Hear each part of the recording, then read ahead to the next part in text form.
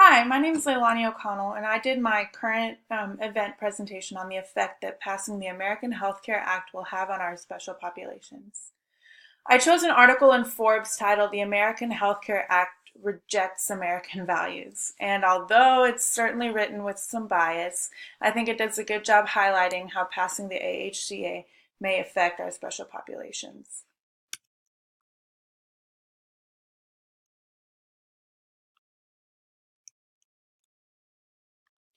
The article begins by summarizing some of the major medical reform events from previous presidencies.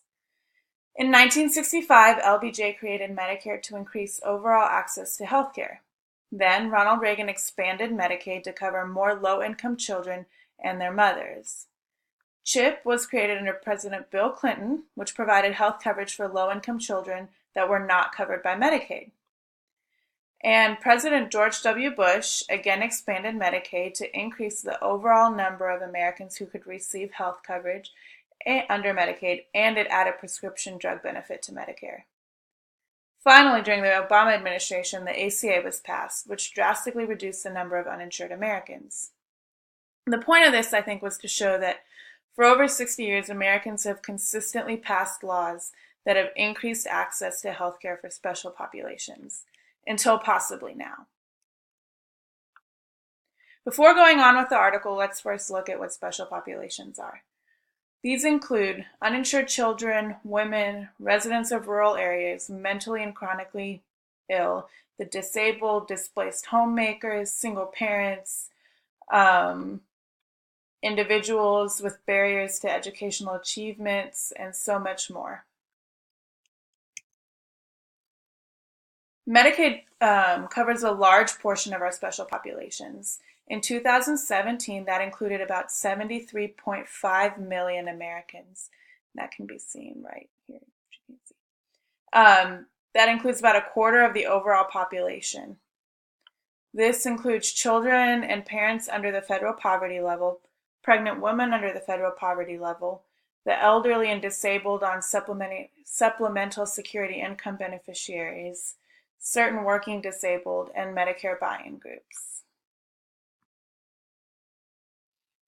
Well, the American Health Care Act will slash this Medicaid budget by nearly $1 trillion, meaning that about 73.5 million Americans will be vulnerable or at risk to lose coverage or medical access.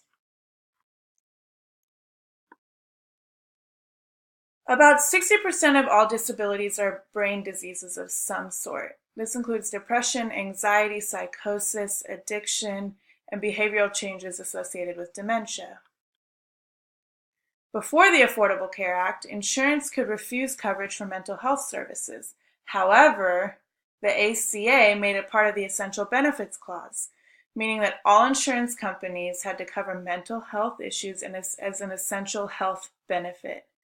This gave approximately 20% of the U.S. population access to therapy, medication, and other care for the first time.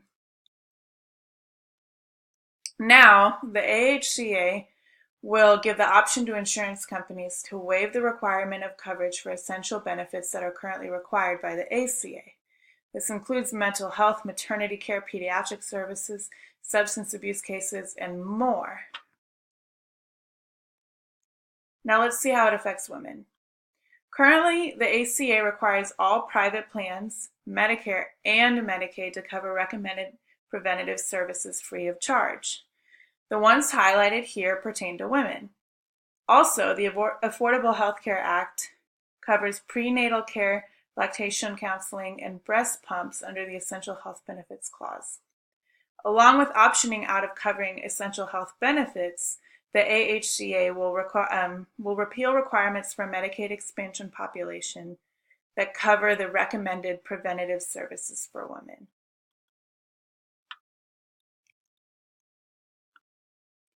This article just touched on a few effects that the American Health Care Act will have on our special populations.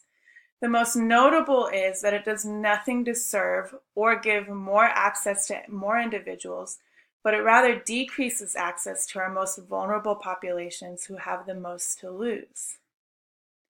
The extreme growth of healthcare costs can be solved in a myriad of other ways that does not include cutting into much needed government funding from our most vulnerable populations.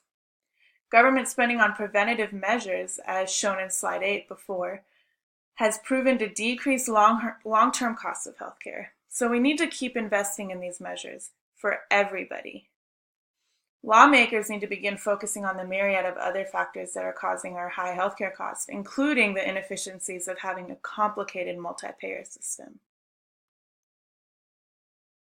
Ultimately, health insurance is a pool, and for it to work the right way, everyone must pay in so that those who get sick or need to prevent illness can be treated affordably. Let me know what you think.